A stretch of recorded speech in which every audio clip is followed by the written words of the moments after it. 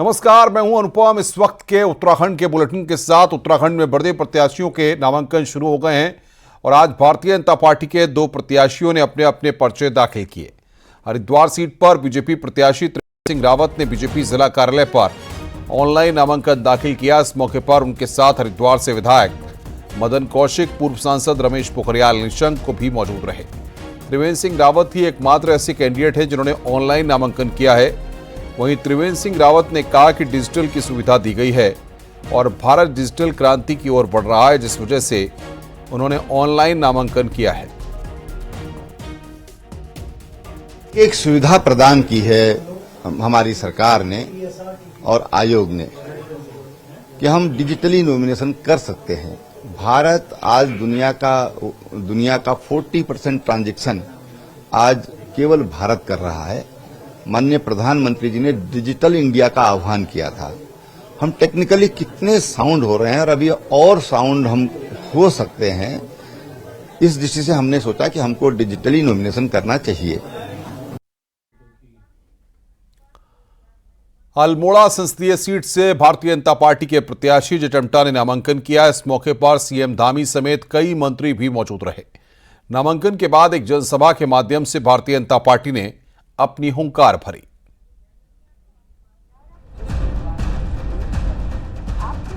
Almora Pithoragarh seat से शुक्रवार को बीजेपी के प्रत्याशी अजय टम्टा ने नामांकन किया।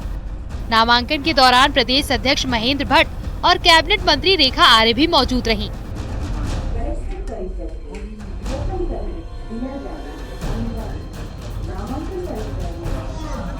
जिसके बाद एक विशाल जनसभा का भी आयोजन किया गया, जिसमें सीएम पुष्कर सिंह धामी भी शामिल हुए और बीजेपी को वोट देने के साथ ही बड़े अंतर से जीत दिला।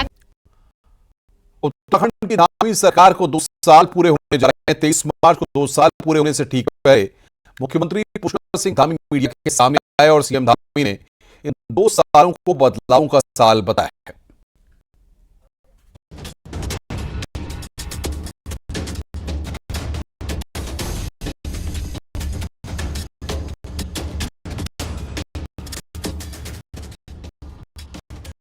सीएम धामी अपनी 2 साल की उपलब्धियों को लेकर मीडिया के सामने आए और बड़े काम गिनाए तो चुनौतियां भी बताई। मुख्यमंत्री ने कहा कि राज्य में पहली बार मिथक टूटा, पार्टी बदली और उनके नेतृत्व में सरकार दोबारा से बीजेपी की बनी। सीएम ने कहा कि 2 साल में कई उपलब्धियां राज्य को मिली।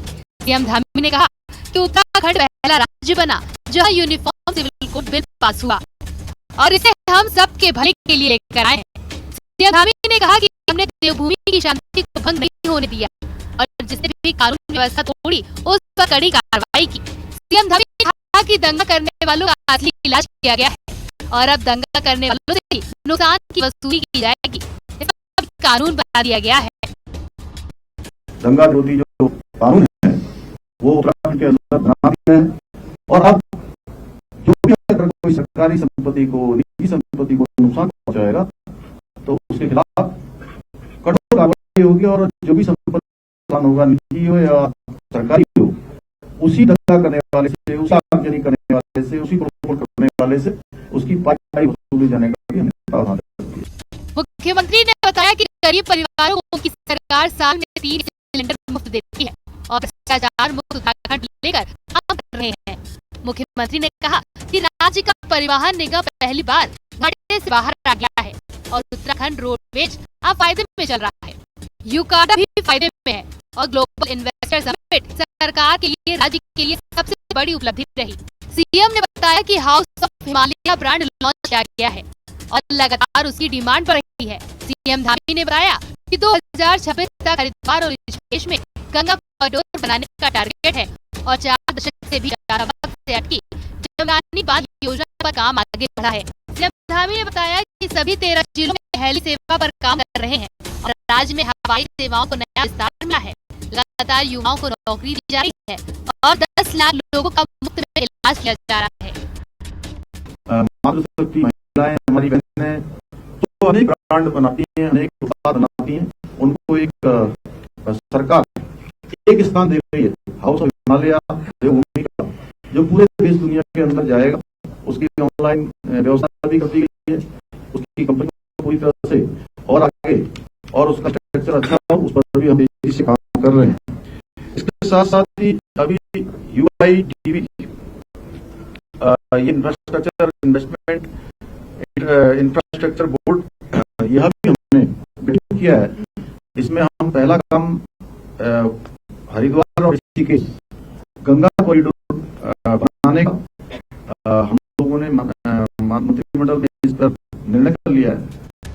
सीएम धामी ने बताया कि उनकी सरकार राज्य के विकास को लेकर काम कर रही है और सभी को साथ लेकर को आगे लेकर जाएंगे। Bureau report, news 18।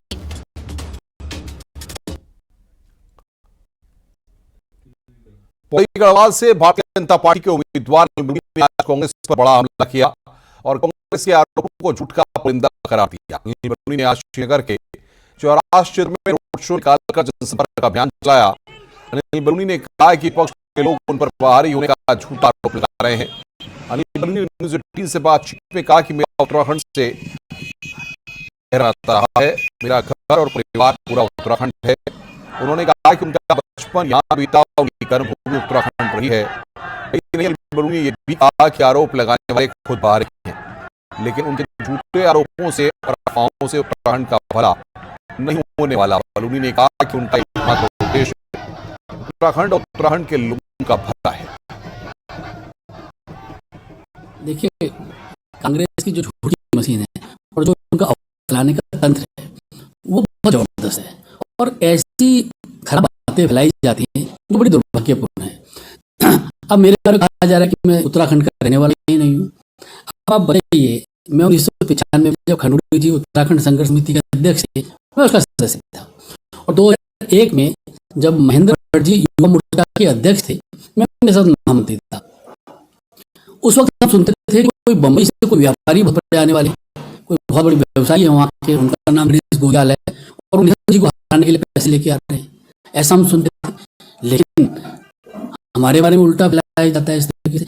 अब मैं यहाँ पर 2000 में प्रवक्ता रहा, 2009 में मैं दायित्वधारी रहा, वन पर्यावरण का सलाहकार समिति का 3 साल तक अध्यक्ष रहा।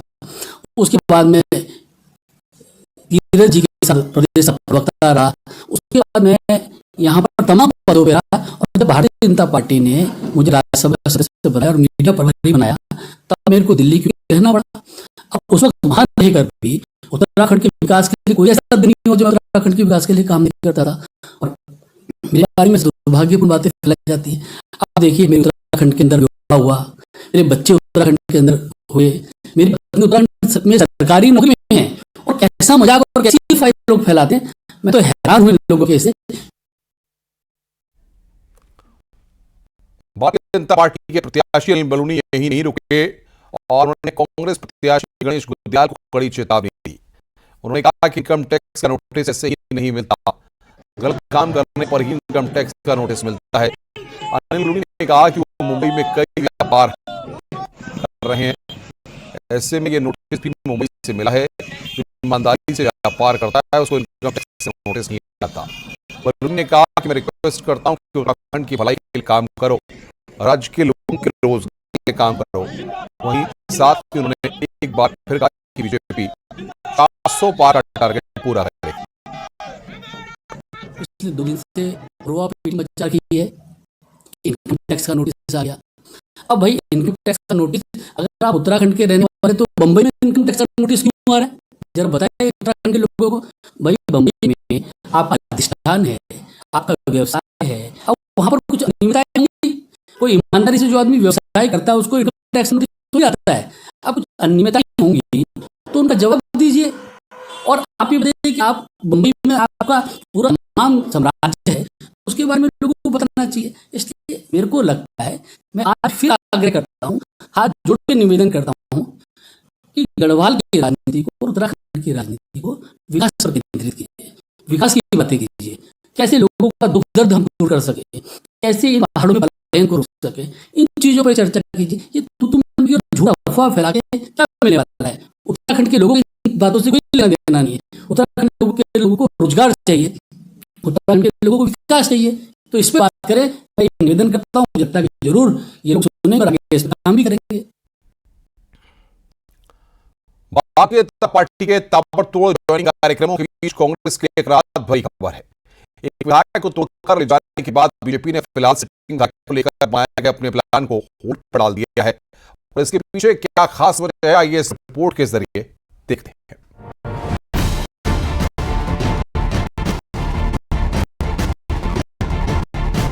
बीजेपी ने पिछले कुछ महीनों में कांग्रेस से लेकर दूसरे विपक्षी दल के प्रभावशाली नेताओं, पूर्व विधायकों और कार्यकर्ताओं की ताबड़तोड़ ज्वाइनिंग कराई।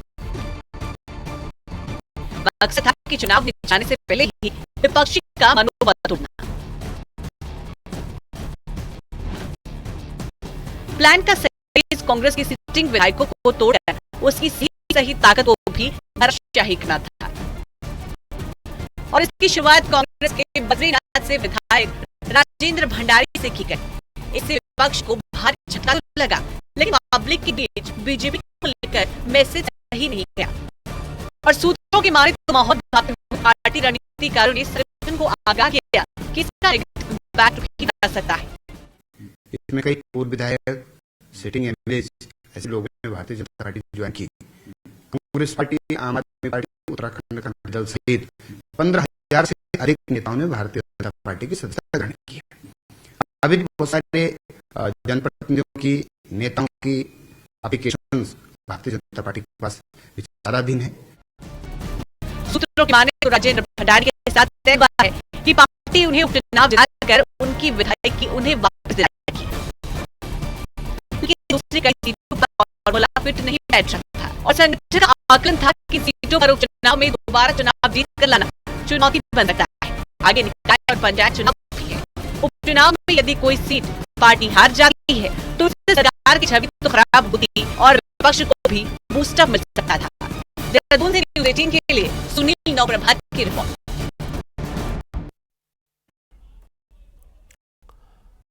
कांग्रेस पार्टी के अकाउंट इनकम टैक्स से फ्रीज किए हैं। इस मुद्दे को लेकर कांग्रेस के प्रदेश अध्यक्ष करण मारा ने प्रेस कॉन्फ्रेंस की। उन्होंने कहा कि चुनाव के वक्त सरकार ईडी, इनकम टैक्स, सीबीआई के जरिए विपक्षी नेताओं को परेशान कर रही है और दिल्ली के मुख्यमंत्री अरविंद केजरीवाल की गिरफ्तारी भी इसी से जुड़ी है।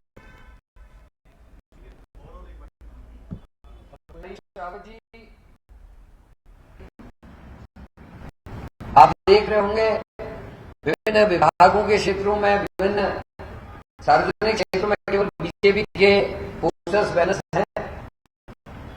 कांग्रेस के लोगों को ना तो उसकी छूट दी जा रही है, मीटिंग्स में जाने के लिए जो एरोप्लेन की टिकट्स या रेलवे टिकट्स ले जा रहे हैं उसकी जानकारी मांगी जा रही है।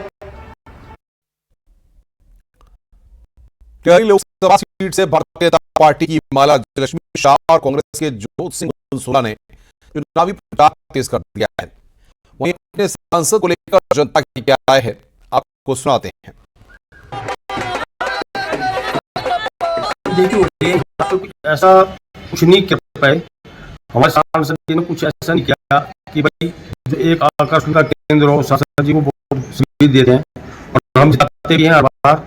हमारे क्षेत्र में, हमारे मुख्यालय में, हमारे उत्तराखंड में ये दिखते नहीं।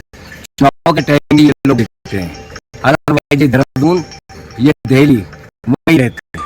चुनाव के टाइम में देखते हैं, चुनाव जीते हैं, हारते हैं, फिर ये निकल जाते हैं। ये है कि ऐसे प्रत्याशियों को मैदान में उतारा जाना चाहिए कि जो जनता के दुख में रहे, जनता के कार्य करे, जनता के बीच में। लेकिन देखने ऐसा देखा है कि ऐसा कैंडिडेट अभी तक राष्ट्रीय पार्टी का दिखाई नहीं रहा है कि जो जनता के बीच में रहा हो, जनता के सुख में हो।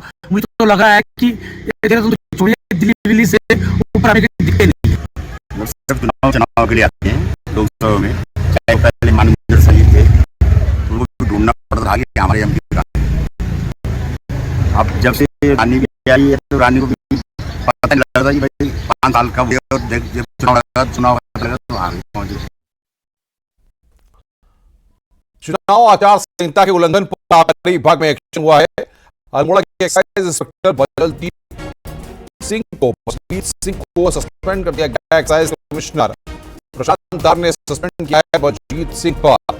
काम में लापरवाही बरतने का आरोप है। डीओ अल्मोड़ा मनोज उपाध्याय ने मामले में एफआईआर भी दर्ज कराई।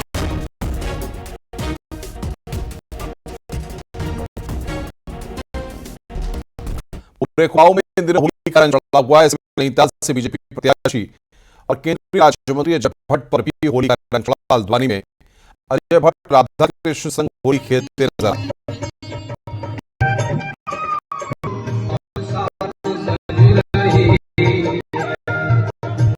देखिए, होली के तुरंत बाद पूरा देश भगवे रंग में रंग जाएगा। लोगों ने कोई भी रंग लगाया हो इस समय, लेकिन अंदर से सबने भगवा चढ़ा लिया है। भगवा ही भगवा दिखाई देगा। उत्तराखंड में इस समय हर ओर होली का रंग चढ़ा हुआ है, तो शुक्रवार को जज और वकील भी होली के रंग में रंगे नजर आए। उत्तराखंड हाईकोर्ट में भी होली महोत्सव का आयोजन किया गया। इस दौरान वकीलों से लेकर जज तक होली में रंगीन किए। इस दौरान जज पंकज पुरोहित ने खुद होली गाकर ऐसा समां बांधा कि वकील चुमने पर मजबूर हुए। हाईकोर्ट बार एसोसिएशन द्वारा आयोजित इस होली में कलाकारों ने भी जमकर होली के रंग जमाए। यादगार है, बहुत ही अच्छा लगा। आप सबको जो है होली की बहुत बहुत बधाई। पूरे देश में खुशहाली हो, उत्तराखंड में खुशहाली हो, हर घर में खुशहाली हो। सारे प्रदेशवासियों को होली की बहुत बहुत शुभकामनाएं। और आज हाईकोर्ट परिसर में बहुत अच्छे तरीके से होली मनाई गई। हम यहाँ के अध्यक्ष महोदय और पूरी कार्यकारिणी को बधाई देते हैं। हमने देखा कि हमने उत्तराखंड की संस्कृति बहुत मजबूत संस्कृति है, जिसको हम थोड़ी बिना छुए इस कार्यक्रम को नहीं कर सकते।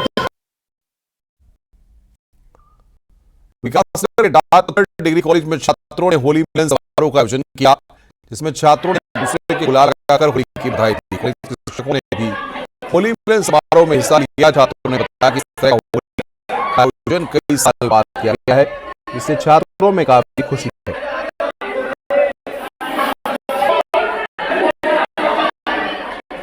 जोशीमठ में भगवान बद्री विशाल इस बार भी ब्रजमंडल के अबीर दास होली खेलेंगे। भगवान श्री कृष्ण की जन्मस्थली मथुरा से अबीर गुलाल नरसिंह मंदिर पहुंचे। समिति के पदाधिकारियों को ब्रजमंडल का अबीर गुलाल भेंट किया गया। हर साल होली से पहले मथुरा से कृष्ण भक्ति भगवान विष्णु को होली का रंग चढ़ाने के लिए आते हैं। रुक रहे हैं यहाँ पर ब्रेक के लिए। खबरों का सिलसिला लगातार जारी है।